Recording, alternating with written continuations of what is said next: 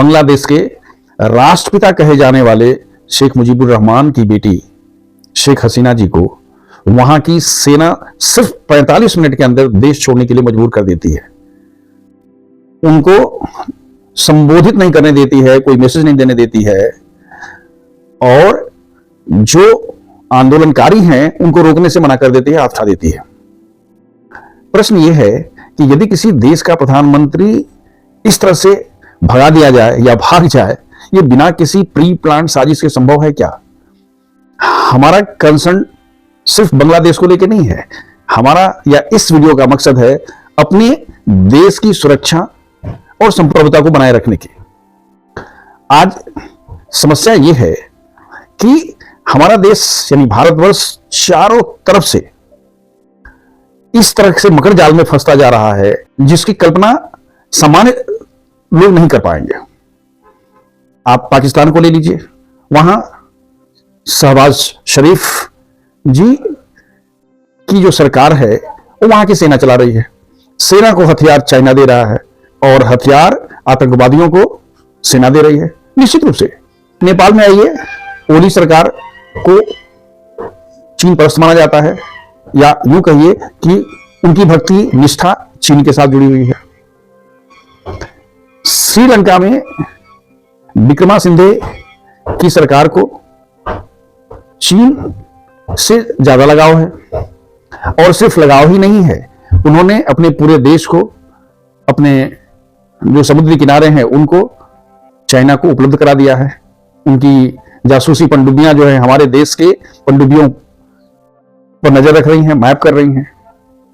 मालदीव का तो किस्सा बहुत पुराना हुआ नहीं है।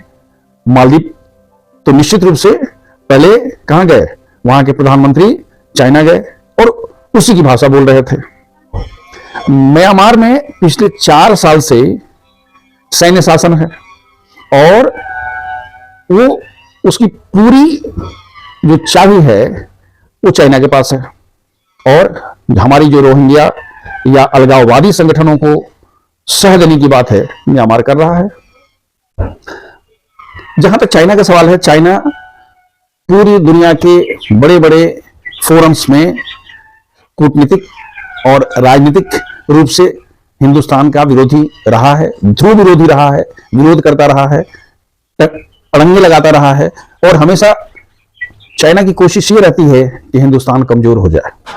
इसके बावजूद भी हमारे देश के लोग आगे बढ़े हैं। अब देखना यह है कि हम चारों तरफ से जो चाइना ने विषाद पर अपने अपने प्यादों को फैला के रखा है, पूरे एरिया को डिस्टर्ब करा के रखा है, आमने सामने कभी नहीं। इसका हमारे पास सलूशन क्या है? मेरी अपनी राय है कि अपने देश के सभी पॉलिटिकल पार्टीज को और देश के सभी प्रबुद्ध लोगों को, सभी नागरिकों को इन सभी मुद्दों में एकजुट रहना चाहिए। कोई मतभेद नहीं, हम सब एक हैं, और जितनी भी समस्याएं किसी भी देश से अगर हमारे पास आती हैं तो उससे हमें मिलकर के सामना करना चाहिए और सावधान रहना चाहिए। इनकी काट खोजनी चाहिए, इनके शेर के लिए सवा शेर का जुगाड़ करना चाहिए, और उसमें अपने सरकार की या विरोधी पार्टियों के सबका हमें समर्थन जरूर करना चाहिए, क्योंकि हमारे लिए नेशन फर्स्ट, पहले देश उसके बाद हम। ये अलग बात है कि चाइना शेख का मतलब उपदेशक होता है, वो दुनिया को उपदेश देता है, अपने सब जितना गंदा काम करना है सब करता है। और शेख हसीना जी को अपने देश में सुरक्षा देने का सवाल है, यहां से उनको सुरक्षित जगह पर पहुंचाने की बात है। ये तो हमारे देश की परंपरा रही है। हम तो जो भी हमारे यहां आता है, हम वो चाहे दलाई लामा हो या कोई भी हो, अगर हमारे देश में आया है, शरणागत हुआ है, शरण मांगता है, तो हमारा देश करता है, हमारा देश देता है। ये हमारी परंपरा रही है। लेकिन मैं फिर वहीं आता हूं, कंट्री फर्स्ट, पहले हमारे लिए देश, फिर हमारे अपने डिफरेंसेस बाद में। जय हिंद, जय भारत।